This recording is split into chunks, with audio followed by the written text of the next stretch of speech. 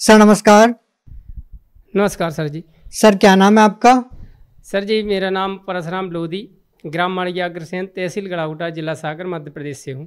Sir संत रामपाल जी महाराज की शरण में आने से पहले आप क्या भक्ति साधना करते थे? सर जी संत रामपाल जी महाराज जी की शरण में आने से पहले यह दास है, जितने संसार में देवी देवता मनमानो आचरण है, जैसे दुर्गा जी की पूजा और कुल की पूजा और अन्य पूजाएं जो होती, हनुमान जी की पूजाएं, ये सभी करते थे।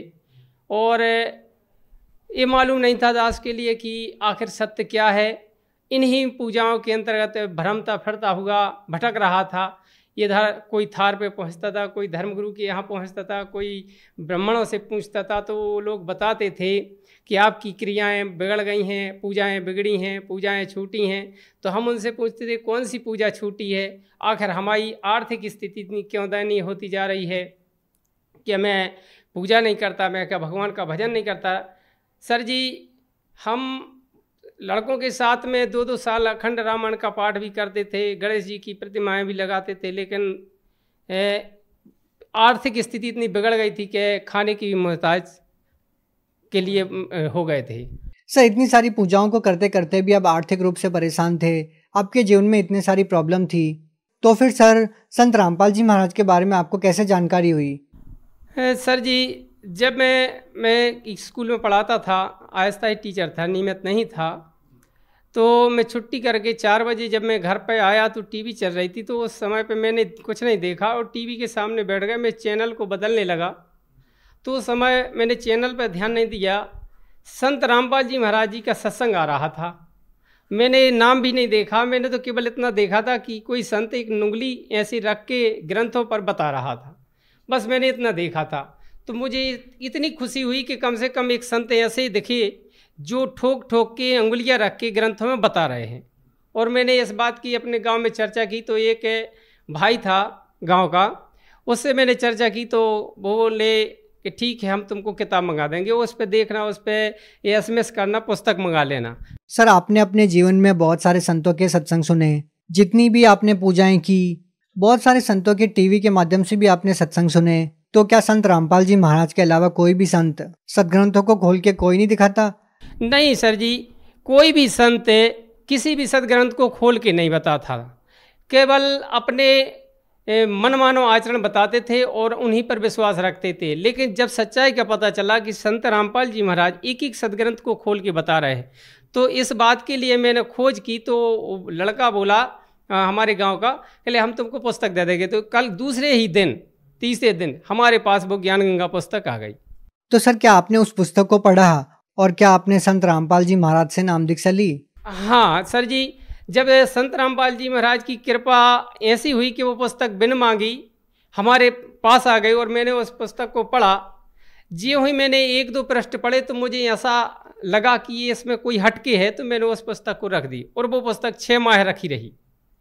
6 माह रखी रही तो मैंने एक चर्चा की अपने साथियों से कि मैंने एक पुस्तक मंगाई है, वो पुस्तक में ऐसी ऐसी बातें लिखी हैं। तो सर जी संत रामपाल जी की महाराज की कृपा से उसने कहा कि मुझे पुस्तक देना। मैंने उसको पढ़ने के लिए पुस्तक दे दी।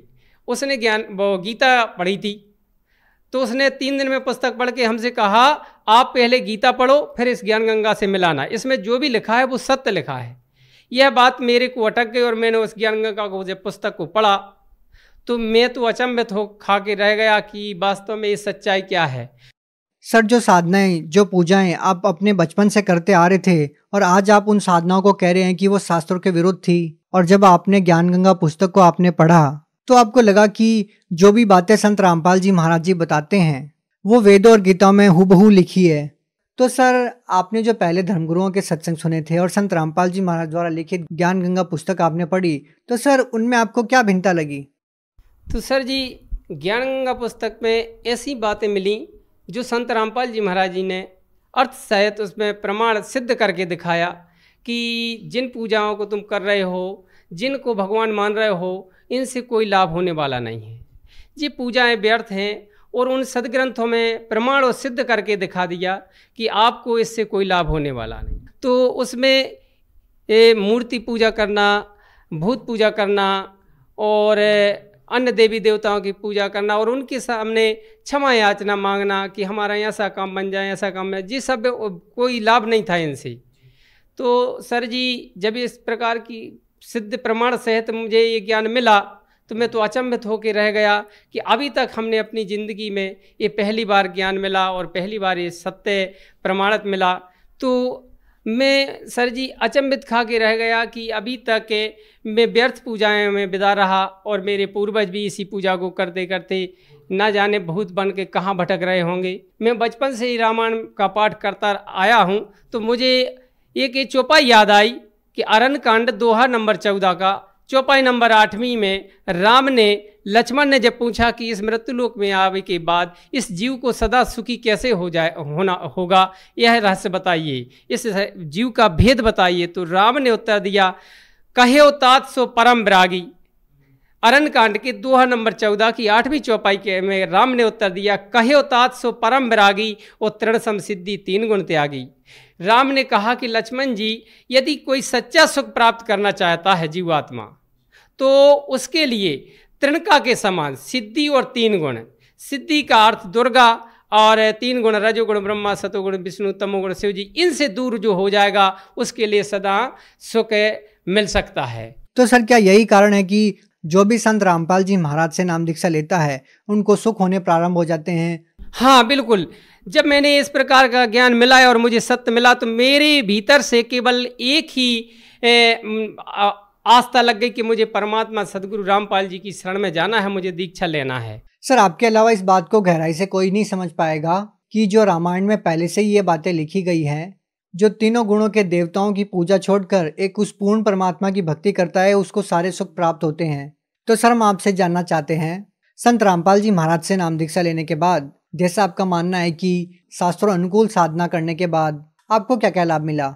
तो शास्त्र अनुकूल जब संत रामपाल जी महाराज जी ने शास्त्र अनुकूल साधना बताई और उनकी शरण में गया, दीक्षा ली, तो सर जी लाभ तो उसी दिन से मिलना शुरू हो गए थे। जैसे कि नशा करता था, बीड़ी भी पीता था, तम्बाकू भी खाता था और कभी कभी ड्रिंक भी कर लेता था, लेकिन जब परमात्मा की शरण में गया उसी दिन से उस तरफ तो मुझे तो घृणा होने लगी और बास देने लगी नशीली वस्तुएं, तो मैं तो किसी हाथ भी नहीं लगाता। सर इसके पीछे क्या कारण है कि संत रामपाल जी महाराज से नाम दीक्षा लेते ही जो पहले वो नशा करते हैं उनसे उनको घृणा हो जाती है? सर जी जब संत रामपाल जी महाराज जी के ज्ञान को जो समझ लेता है तो उस समझ में इतना आ जाता है कि संत रामपाल जी महाराज ही एक ऐसे संत हैं जो पूर्ण संत और पूर्ण भक्ति और पूर्ण ब्रह्म परमात्मा की कराते हैं, जिसके कारण इतनी ताकत है उस मंत्र में। जो मंत्र गुरुजी देते हैं उस मंत्र में इतनी ताकत है कि नशा तो ठीक है, इस संसार की कोई भी दुर्व्यसनु वस्तु पास में भी नहीं आ सकती। अरे आएगी तो आपको दर्द होने लगा, आपको घृणा होगी, आप दूर भाग जाएंगे उससे, इतना डर भय बन जाता है सच्चाई का। और लाभ तो बहुत से हुए हैं, जैसे कि सर जी मैंने बताया कि बचपन में मैं बहुत दुखी था। मेरे परिवार में कोई ऐसी व्यवस्था नहीं थी कि मैं सदा सुखी पढ़ सकूं या कोई कार्य कर सकता हूं, तो मैं 1-2 किलो आटा गेहूं ले करके भरण पोषण करता था और यही सोचता था कि परमात्मा ने अब मजदूर बनाया है तो मजदूरी तो करना पड़ेगी। लेकिन जब परमात्मा सदगुरु रामपाल जी महाराज जी की शरण में आया तो मैं पहले भी वही काम करता था और अभी भी वही काम करता हूं, लेकिन पहले बचत नहीं होती थी, कोई ना कोई कहीं ना कहीं हम फंसे ही रहते थे, छोटी बनी रहती। लेकिन जब संत रामपाल जी महाराज जी की कृपा हुई और उनके बताए अनुसार शास्त्र अनुकूल भक्ति की नियम और मर्यादा में रहा तो परमात्मा की कृपा से, सदगुरु रामपाल जी महाराज की कृपा से आज परमात्मा ने एक मोटरसाइकिल दे दी और एक मकान बनवाना था, एक कमरा बनवाना था। तो मैंने संत रामपाल जी महाराज जी से प्रार्थना की कि हे मालिक, एक दास को कमरा बनवाना है, आपकी मदद। तो परमात्मा ने, सदगुरु रामपाल जी महाराज जी ने ऐसी कृपा की कि एक के बदले 4 कमरे बनवा दिए और जो हम नहीं सोचते थे आज बहुत बड़ा मकान भी है और मेरे परिवार में जो बच्चे हैं और जो परिवार है सदा सुखी है और कोई चीज़ की कमी नहीं। और दास को परमात्मा के सिवाय कुछ नहीं चाहिए, केवल परमात्मा की भक्ति चाहिए बस। सर और कोई लाभ? और लाभ तो भगत जी बहुत हुए हैं। एक बार क्या हुआ, इस सागर से आ रहा था तो जंगल की एक रास्ता है अपने गांव के लिए, तो शाम का टाइम होगा तो गाड़ी थोड़ी मद्दी लाइट फेंक देती थी, तो अंधेरा लग गया था और मैं अकेले के कारण में थोड़ी तेज़ गति से चल रहा था। तो ना जाने बीच रास्ते में, बीच रोड पर एक बहुत बड़ा पत्थर एकदम टकरा गया। कहाँ से आ गया ये मुझे मालूम नहीं। जब वो गाड़ी उसमें घली तो मैं पूरी गाड़ी अत पर फेंक गई। तो मुझे केवल इतना ही याद है कि मैंने यही कहा कि हे बंदी छोड़ सदगुरु रामपाल जी महाराज, आप क्या होगा। तो मेरी गाड़ी कम से कम 8-10 फुट आगे गिरी, सीधी की सीधी, और चली आई। और जब घर के थोड़ी आधा किलोमीटर से और कम पास दूर रहा, उस समय वहाँ पे बल्ब बुझ गया। मैंने देखा तो पूरी हंडी फूटी थी और बल्ब बल्ब बिखरे थे, और वहाँ से अंधेरे में हम आ गए। और हम जब घर पे आए तो हमें रोने आ गया कि आज परमात्मा ने मेरे घर तक पहुँचा दिया। मतलब आपका एक्सीडेंट हो चुका था, उसकी लाइट टूट चुकी थी, फिर भी वो जल रही थी? लाइट जल रही थी और घरे आन के बुझी, और सुबह जाके मैंने लाइट ठीक करवाई और हंडी डलवाई। सर, आपको इतने सारे अद्भुत लाभ मिले हैं कि एक आम व्यक्ति का इन बातों पर विश्वास करना बहुत मुश्किल है, क्योंकि जैसे आपने बताया कि इतनी सारी साधनाओं को करते करते उनको कोई लाभ नहीं मिलता। तो सर, अगर वो लोग संत रामपाल जी महाराज से नाम दीक्षा लेना चाहें तो वो कैसे ले सकते हैं? सर जी, संत रामपाल जी महाराज जी से दीक्षा लेने के लिए आज फ़ोनों पर, यूट्यूब पर, फेसबुक पर, और जो पुस्तकें गांव-गांव पहुंच चुकी हैं या भगतों के पास रखी हैं, तो जो भी जगत भाई यदि नाम दीक्षा लेना चाहता है तो बहुत सुविधा है कि आप पुस्तक में लिखे नंबर पर या यूट्यूब पर या भगत से संपर्क करके सभी ज़िलों में नामदान केंद्र खोले गए हैं संत रामपाल जी महाराज की कृपा से, और वहां जाकर निःशुल्क नाम दीक्षा लेकर अपनी इस